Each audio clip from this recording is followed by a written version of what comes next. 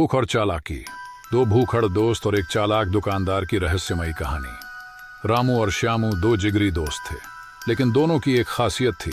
वे दोनों बहुत बड़े भूखड़ थे। खाना देखकर उनकी आंखें चमक उठतीं, और मुफ्त का खाना मिल जाए तो क्या कहने। गांव की हर शादी, हर भोज में वे घुसकर पेट भर खाना खाते थे। लोग भी उन्हें मजाक में कहते, अरे ये दोनों तो हवा सूंघ कर भी पता लगा सकते हैं कि कहाँ खाना बन रहा है। लेकिन उनकी भूख इतनी ज्यादा थी कि अब गांव के लोग उन्हें पहचानने लगे थे, और शादी या किसी दावत में इन्हें अंदर आने से रोक दिया जाता था। इससे दोनों बहुत परेशान थे। एक दिन जब दोनों भूख से परेशान घूम रहे थे, तो उनकी नजर गांव के सबसे मशहूर हलवाई लाला बंसीधर की दुकान पर पड़ी। दुकान से गर्म गर्म जलेबियों और समोसों की खुशबू आ रही थी। श्यामू ने रामू से कहा, भाई आज कुछ बड़ा हाथ मारना पड़ेगा। लाला बंसीधर बहुत चालाक है, लेकिन अगर हम उसे चकमा दे सकें तो पेट भरकर खा सकते हैं। रामू ने सिर हिलाया, लेकिन लाला इतना बेवकूफ नहीं है। वो आसानी से बेवकूफ नहीं बनेगा। हमें कोई जबरदस्त तरकीब सोचनी होगी। रामू और श्यामू ने एक गजब की योजना बनाई। अगले दिन सुबह रामू दौड़ते हुए हलवाई की दुकान पर गया और घबराई हुई आवाज में चिल्लाया, बचाओ बचाओ, लाला जी जल्दी दुकान बंद करो। लाला बंसीधर चौंक गया। अरे क्या हुआ? रामू हांफते हुए बोला, साहूकार के बेटे को किसी ने लूटा और पुलिस पूरे बाजार में संदिग्धों को पकड़ रही है।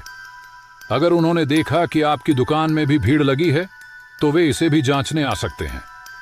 लाला घबरा गया और बोला, अरे सच कह रहे हो? रामू ने सिर हिलाया। हाँ लाला जी, जल्दी दुकान बंद कर दो।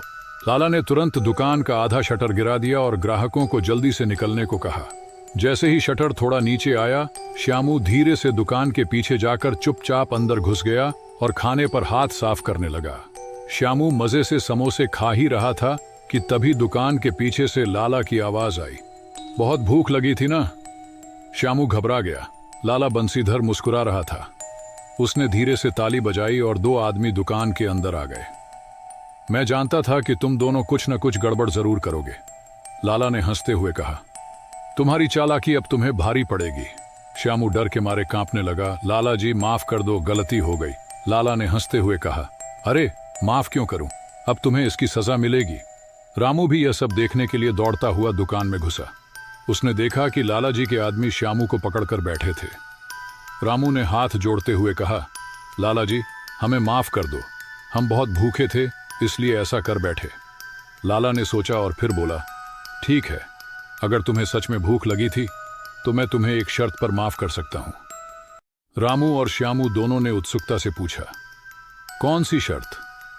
लाला मुस्कुराया और बोला, अगर तुम मेरी दुकान में 2 दिन तक मेहनत से काम करोगे तो तुम्हें न सिर्फ खाना मिलेगा बल्कि कुछ पैसे भी दूंगा। पर अगर तुमने कोई चालाकी करने की कोशिश की तो तुम्हें पुलिस के हवाले कर दूंगा।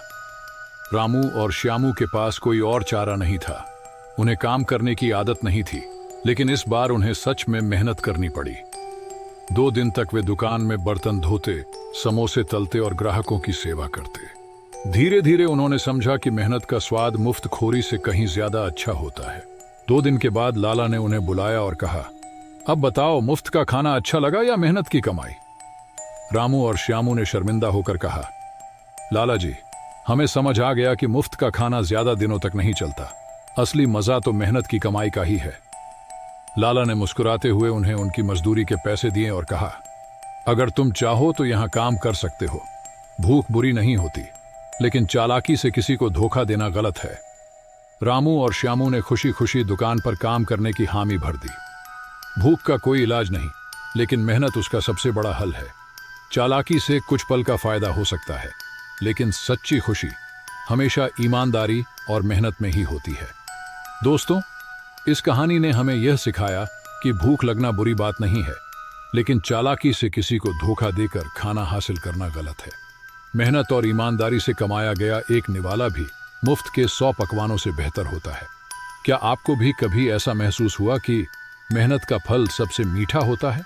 अगर हाँ, तो कमेंट में जरूर बताइए कि इस कहानी से आपने क्या सीखा। आपकी राय हमारे लिए बहुत महत्वपूर्ण है। अगर यह कहानी आपके दिल को छू गई हो तो वीडियो को लाइक करें, अपने दोस्तों के साथ शेयर करें और हमारे चैनल सच्ची कहानी को सब्सक्राइब करना न भूलें। नई और दिलचस्प कहानियों के लिए जुड़े रहें हमारे साथ। मिलते हैं अगली कहानी में, तब तक के लिए मेहनत करें, ईमानदारी से जिएं और खुश रहें। हर हर महादेव।